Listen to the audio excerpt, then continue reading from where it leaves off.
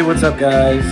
So I'm going to break down this awesome song for you into its basic parts and using what I think is plain language. So hopefully most guitar players and most ability levels will be able to make sense of it. So it kicks off with an octave interval on the 12th fret.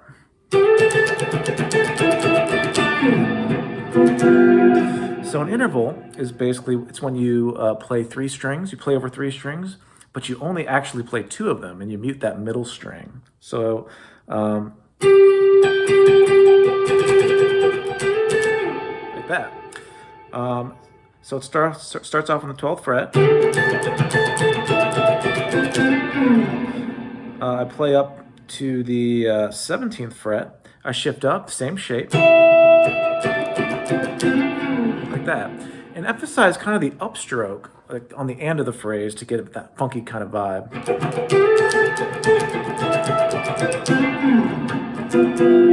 And it ends on a G7 chord here on the 5th fret. Like that. All right, so that's the intro.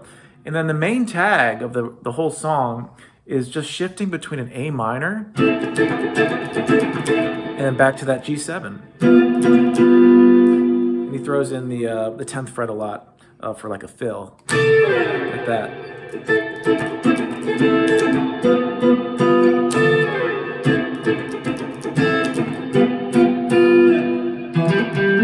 And he'll play on the 7th fret a little riff, like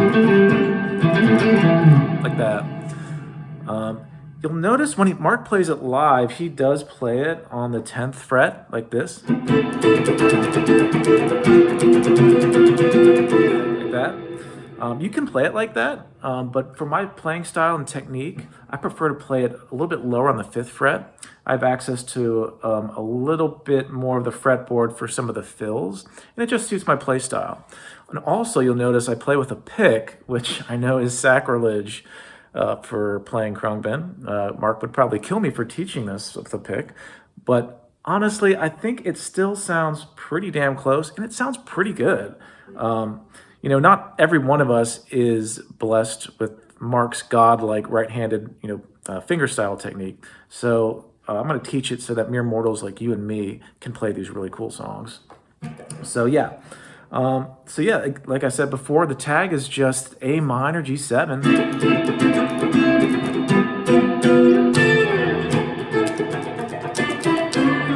You can throw in, he does do a lot of fills, interval fills, like we learned before, octave intervals, in the key of A between the licks.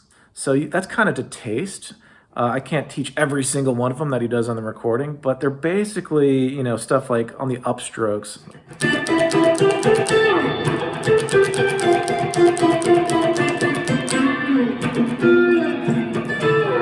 Stuff like that. So you can kind of have fun with that. Do little licks, like, stuff like that. But yeah, so the main tag is the A G7, and then he varies it up once he kind of arpeggiates over the A minor shape in the G major chord. So he goes.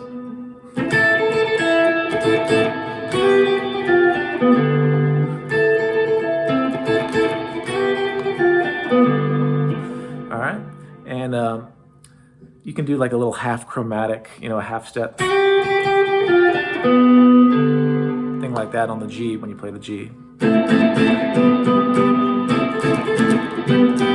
that. So I'll go slow. He's just playing individual strings on that G chord. And an open D, like that.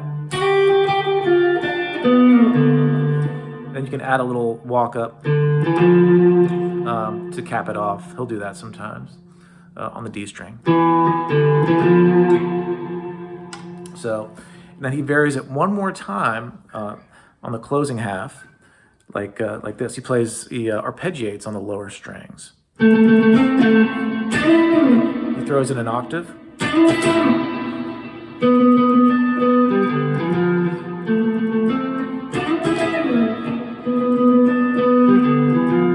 And back to the tag.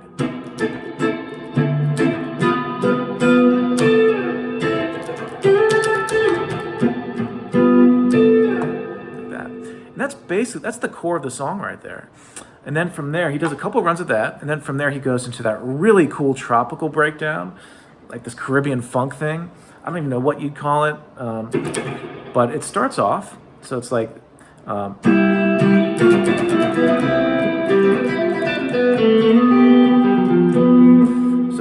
it starts off with intervals here on the 5th fret on the G. So again, you're playing over, the 3 or 4 strings on the bottom, but you're only actually playing 2. You're muting the rest. So like this. Shift up. 3rd fret. Back to the 5th fret. Open. And finish on the A7. Like that. All right?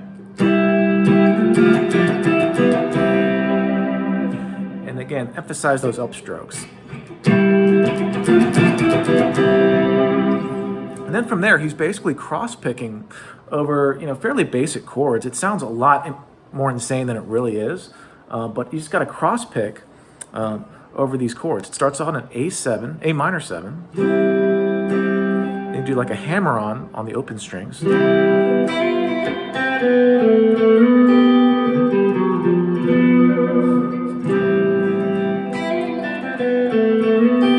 Up to a G triad, then chromatically walk down to a G7 shape, like that. I do my ring finger, middle finger, and then index finger.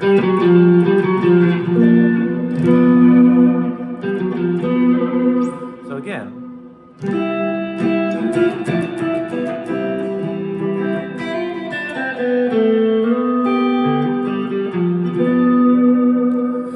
Back to the A7.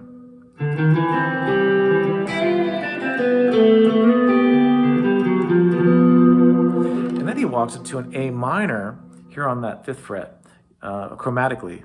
Like that. So you're playing that D string. All right, so. Use your pinky to play those high notes. D minor to a G11. So,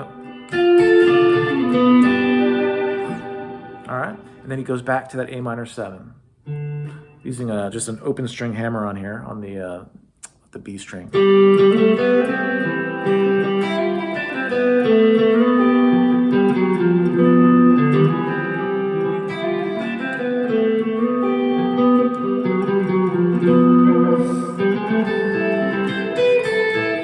Back, he concludes it on the G, like that, playing that lead on that 7th fret. All right, so he's just doing that really fast. It sounds wicked. And then from there he goes into the funk break. All right, so it starts again off on that A minor.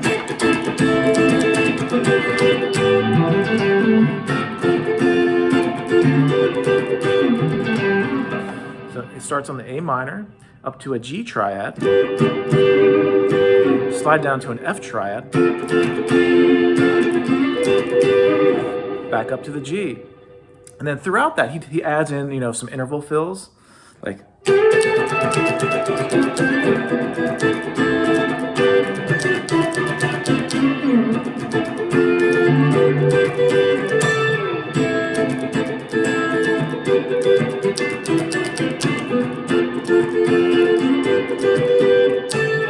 Then he goes back to that G7 for one break.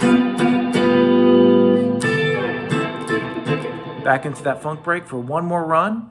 He repeats that, and then he concludes again on that G7, but for 2 measures.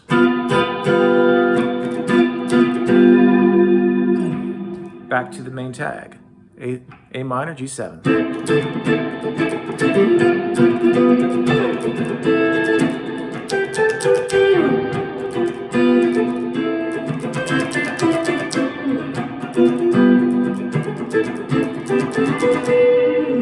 Kind of add your own little fills in, to taste, but that's pretty much the song. That is the core elements of the song right there for you, broken down. You'll notice on the live version, he does add in some, on the extended jam, he'll go up on the 10th fret and he'll be doing like,